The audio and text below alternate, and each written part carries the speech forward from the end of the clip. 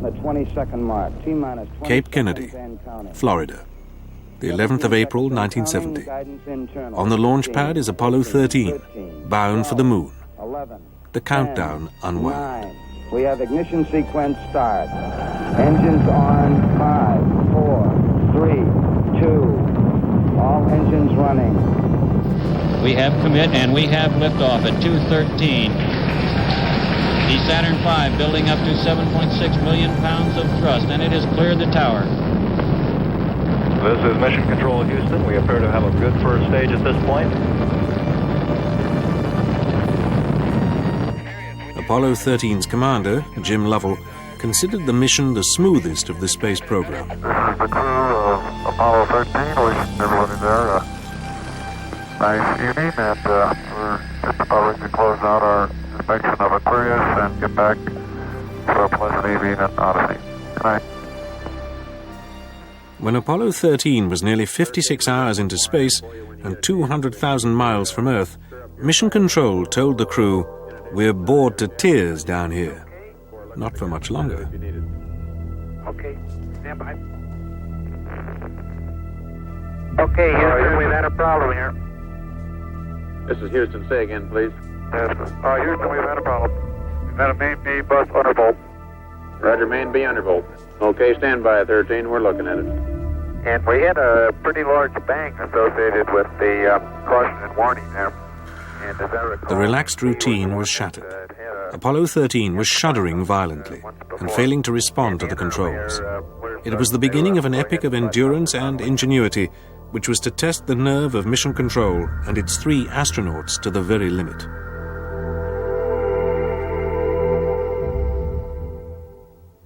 Less than a year after Apollo 11 had placed Neil Armstrong and Buzz Aldrin on the moon, the world had grown blasé about space exploration.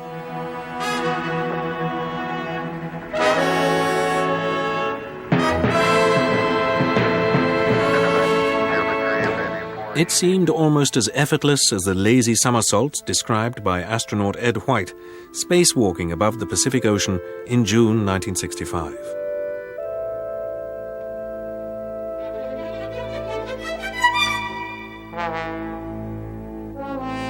But appearances can be deceptive. Space travel was an inherently hazardous undertaking. In March 1966, the 2-man Gemini 8 blasted off to rendezvous with the unmanned Agena satellite. 5 hours later, Gemini's commander, Neil Armstrong, began the docking maneuver.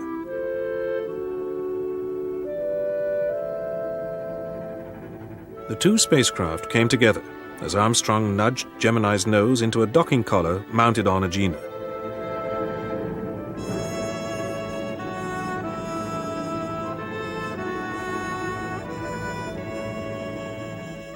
But something was wrong.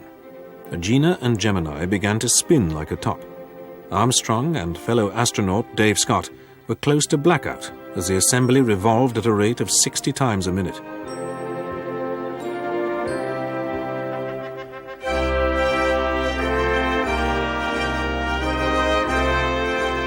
Armstrong broke Gemini free of Agena, but Gemini continued to spin even faster. One of the craft's thrusters had jammed at full power. It took Armstrong an hour to regain control.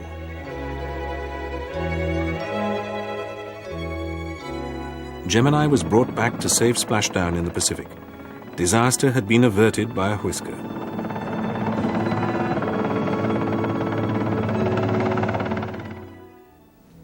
Four years later, Apollo 13's crew prepared for their mission. In command was the 42-year-old Jim Lovell, who had orbited the moon in Apollo 8 and had logged nearly 600 hours in space. Accompanying him were two rookies, 36-year-old Fred Hayes and 38-year-old Jack Swigert, a last-minute replacement for astronaut Ken Mattingly, who had been grounded after being exposed to German measles. Mattingly was at mission control to watch Apollo 13 blast off. In the prevailing atmosphere of calm confidence, all superstitions about the number 13 had been cast aside. If space travel could ever be called routine, then this was it. Staging flight. Roger. Flight fighter trajectory confirmed, staging. Roger. Flight booster then board out was way early. First, Apollo had to burn out of Earth orbit toward the moon. Then pull free of the third stage and dock with the lunar module Aquarius. At the controls of the command module, Odyssey, was Jack Swigert.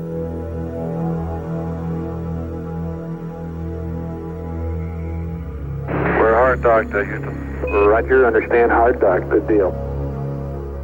They pulled Aquarius away from the Saturn third stage, the S4B. Okay, I can see the S4B now at the hatch window. Odyssey surged through space towards the moon.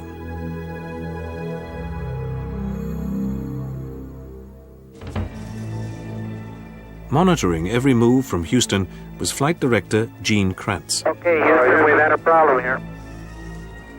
When the crisis broke, Krantz galvanized his team into action. After the bang aboard Apollo 13, Mission Control's monitors told a tale of imminent disaster. The spacecraft was losing fuel, pressure, and temperature, and swinging to and fro like a schooner in a hurricane. Had Apollo 13 been hit by a meteorite? Roger. And we had a pretty large bang associated with the... 0 N2 pressure in fuel cell 1. 13 minutes after the explosion, Jim Lovell looked through the porthole. What do you want to do? Open circuit fuel cell 1 and 3? Just because of AC, and it looks to me, looking out the hatch, that we are venting something. We are venting something out into the... What Lovell had seen was precious oxygen pouring out of Apollo's service module. The spacecraft was enveloped in a rapidly expanding bubble of debris and gas. Mission Control was now facing the unthinkable, losing astronauts in space for the first time. That's a firm flight. Let me look at the system flight as far as the venting is concerned. Okay, let's start scanning. Jim Lovell's thoughts were turning from not making the moon to not making it home at all. Starved of electrical power, the engine in Apollo 13's service module would not fire. Solutions were needed, and fast. While a small army of scientists and technicians at Houston considered their options, the plight of the astronauts became a news story which gripped the world. The press corps descended on Mission Control.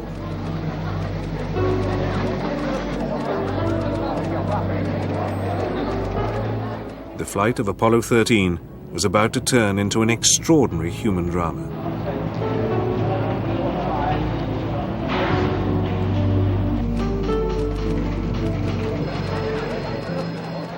At Mission Control, decisions had to be made in hours that in other circumstances might have been pondered for weeks. How serious was the damage to Apollo 13? And how could it be contained? What supplies were left? And were they sufficient to bring the astronauts back home safely? We're running D-logs down there. I'll tell you what, GNC, can you get somebody in the back room to try to figure out what the equivalent delta V is we're getting so that we can see if we can backtrack to see if we can figure out what's venting? Backup teams of astronauts went to work on simulators which duplicated the stricken Apollo 13. The systems aboard the spacecraft would have to be reduced to the bare minimum needed to keep Lovell, Hayes, and Swigert alive.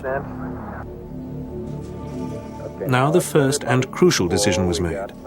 Apollo 13 could not be turned around and its engine fired to power it back to Earth. It would have to be sent in a loop around the moon, and then use the moon's gravity to hurl the ship back towards Earth like a slingshot. But how was this to be done? Power with the batteries, or that will cause us to lose the main or the fuel cell number 2? The answer lay in Aquarius, the undamaged Lunar Excursion Module, or LEM, now attached to the command module and crippled service module. Could its small engine be used to nudge Apollo 13 onto the course needed? Fred Hayes had played a key role in designing the LEM. Hard on the decision to use its engine came another. The crew could not survive the return journey in the command module. The LEM would have to become a lifeboat. But it had been built to hold only 2 men and to perform for only 40 hours. Now its systems would have to be extended to sustain 3 men for nearly 4 days. Guided by mission control, the astronauts put Odyssey into a kind of hibernation and transferred all the guidance controls to the LEM computer.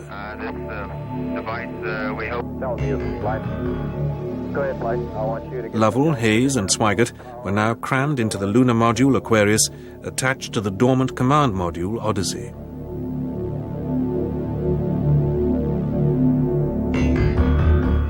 Apollo 13 had started as a mission of scientific exploration. It was now a fight for survival.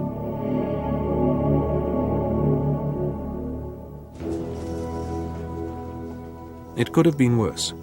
Had the explosion occurred when Lovell and Hayes were on the moon or returning to Odyssey, nothing could have saved them.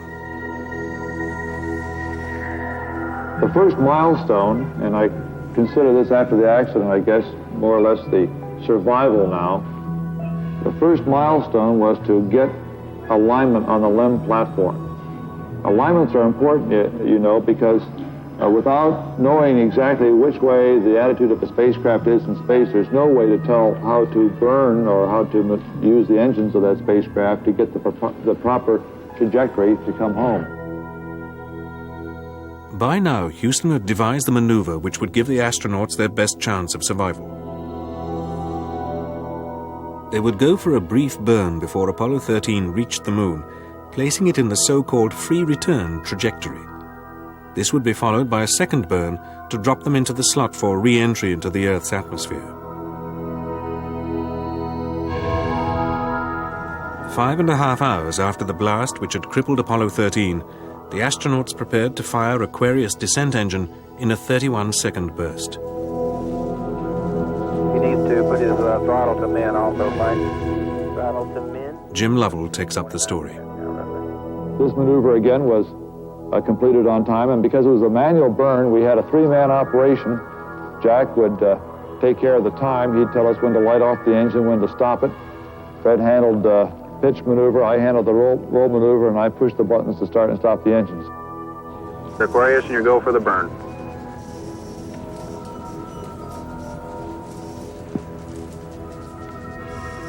%. Okay, Aquarius, you're looking good. Auto shut down. The first problem had been solved. Apollo 13 was back on course to Earth. But many more problems remained. In Houston, efforts were redoubled to ensure that the astronauts were kept alive before they ran out of everything. There was enough to eat and drink. Concern centered on other so-called consumables: electricity to power the LEM, water to cool its systems, and oxygen to keep the 3 astronauts alive. It appears at the present time that everything is under control and that we have a safe situation at the moment. Hey, I want to say you guys are doing real good work. So are you guys, Jack.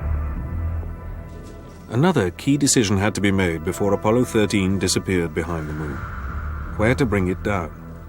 Their present course would take the astronauts to a splashdown in the Indian Ocean, where recovery would be difficult. A burn to get them home quicker would take them to the Pacific Ocean, within easy reach of the U.S. Navy's recovery forces. The decision was made to bring Apollo 13 down in the Pacific.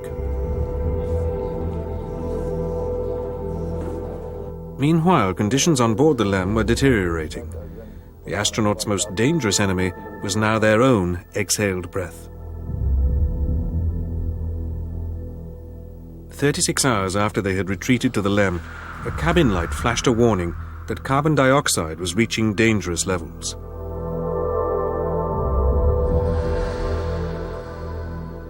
Working under instructions from Houston, the men on Apollo used pressure suit hoses, batteries, tape and plastic and cardboard from a flight manual to hook the command module's air purifiers to the LEM.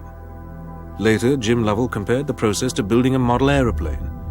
It looked ramshackle, but it worked. At Houston and in the LEM, everyone breathed more easily. Reading about 15 millimeters. And we constructed 2 of these things and put them on line, and I think within an hour, the partial pressure of CO2 was down to 0.2.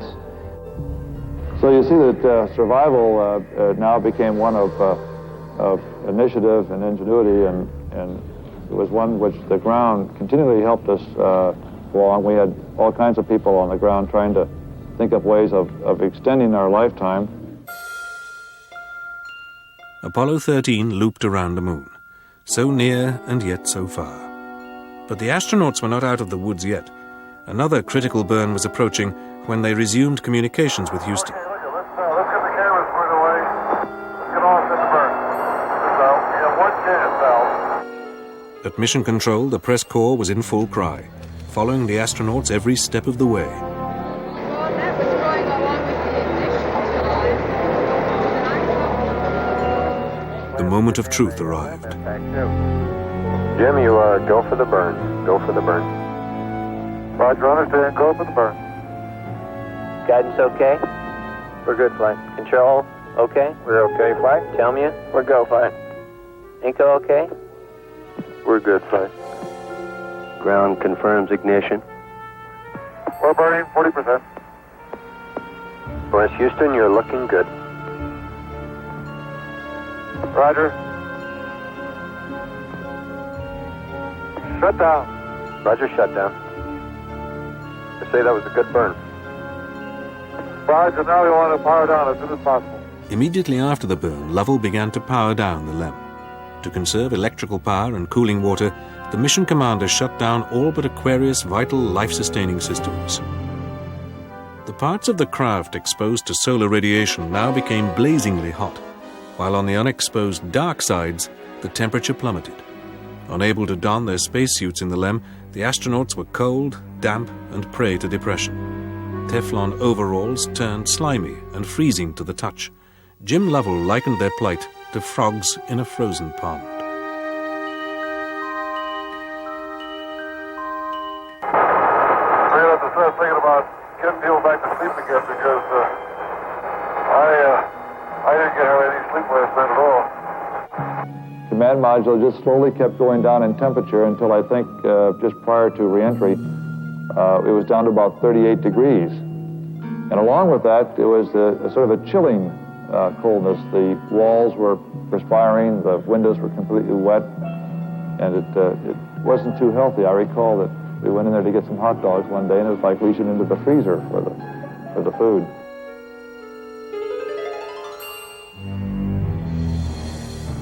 The astronauts were entering the home stretch, but another hurdle lay ahead. The wrecked service module was still venting small amounts of gas, enough to push Apollo 13 out of its re-entry corridor.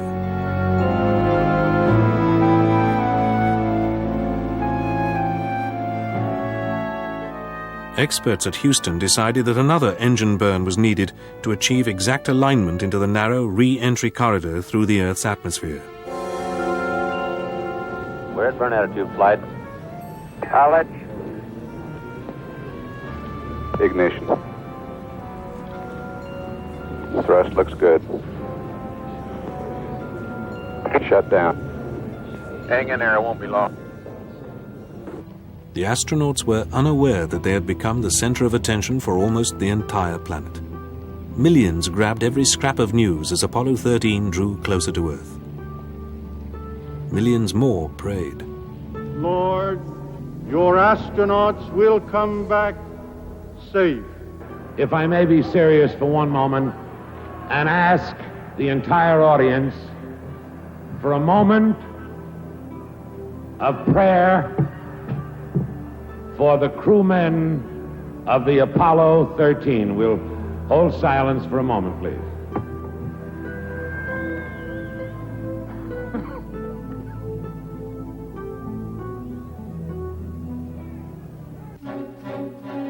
Jim Lovell put it succinctly. In a situation like that, there's only one thing you can do. You just keep going, and you just keep thinking up where you can get more consumables. And so that's exactly what we did. On Friday, the 17th of April, the astronauts prepared for re-entry. 5 hours before the predicted splashdown, Lovell fired Aquarius steering jets to improve target landing accuracy. An hour later, Swigert threw the switches that separated Aquarius from the service module. And there's one whole side of that spacecraft missing. Is that right? The whole panel is blown out, almost from the base to the engine. Really a mess. Man, that's unbelievable. Next, the astronauts clambered back into Odyssey to jettison Aquarius before re-entry into Earth's atmosphere. They fired charges to separate Aquarius, and their lifeboat popped away like a champagne cork. Farewell, Aquarius, and we thank you.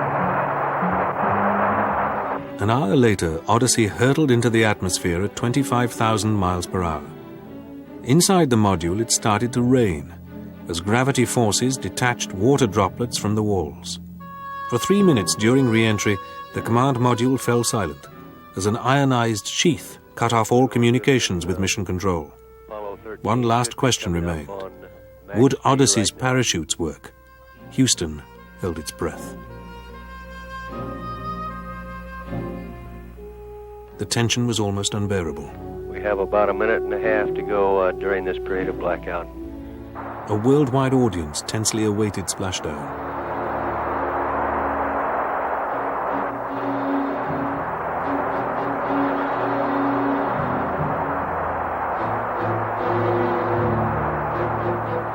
Contact was regained. Odyssey Houston standing by, over. Okay, go over.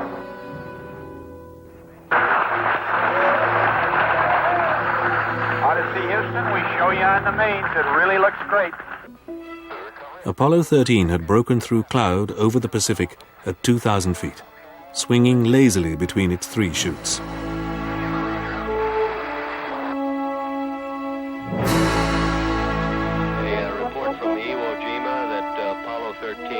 Descending at a point 4 miles due south of the ship. Photo 1's on station. Photo 1 observes splice down at this time.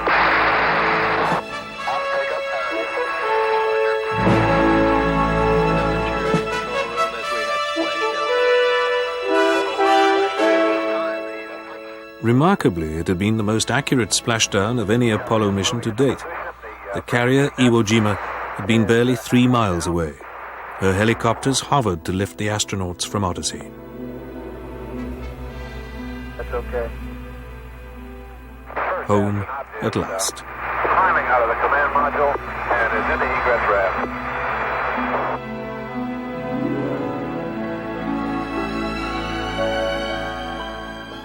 As the 3 astronauts arrived on the carrier's deck, the ship's band burst into a rousing version of the Age of Aquarius.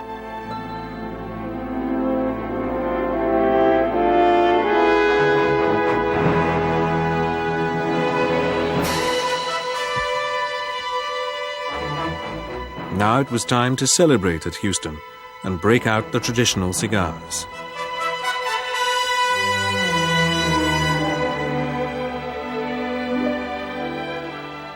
President Nixon was quickly on the phone to Jim Lovell.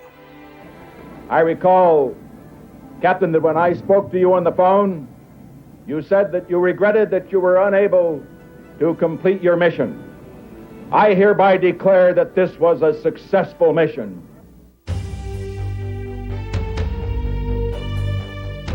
Back at home, the President put an heroic gloss on the mission of Apollo 13.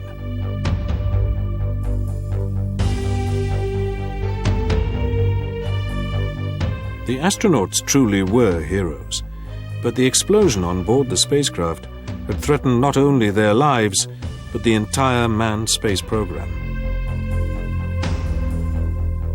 The inquest began after splashdown. Disaster flowed from the routine order for Jack Swigert to switch on the fans which stirred Apollo 13's tanks of supercool hydrogen and oxygen, supplying the spacecraft with breathing air, drinking water and electricity.